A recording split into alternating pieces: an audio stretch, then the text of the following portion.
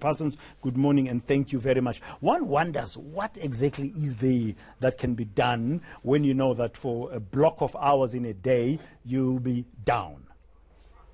Yes.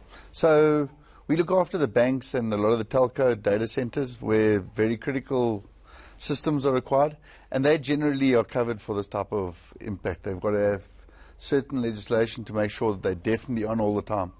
I think for smaller businesses, people generally think, let's try and get through this, and I think we've seen the impact of being off for so long. It really affects our businesses badly. You know, this is not just a 30-minute bit of downtime. Businesses are off, and we need solutions to stay on now, you know. Yeah. Now, I mean, the IT world, I mean, once it's off, it is off. Unless you have a backup server somewhere or you have a generator, you're really in trouble. So in general, you need, if you've got IT services and you're reliant on them, and as you know, we all are nowadays, our lives revolve around IT services and being online all the time. So you need UPS systems with decent battery backup, generators, and you need support from people that are good in the business and credible for a long time. You find people are going to suppliers that disappear overnight, and when load shedding starts again, they start again, you know. So we've been inundated with calls and people wanting support. It's crazy how all of a sudden this is created. And what kind of support do you give? What kind of stuff can you give? So generally in our business, what we've got is an online a monitoring center, and we look after our clients online, and if there are problems, we go and fix their environments. And generally smaller businesses don't have these provisions and don't look after these things. Yeah, because they can't afford to invest in some of these things. Yes. Well, it's about choosing the right partner. Ultimately, this is a big thing. So it can affect 20-30% of your business being off 20-30% of the time. So you need to make sure you've got the right solutions and you are supported properly.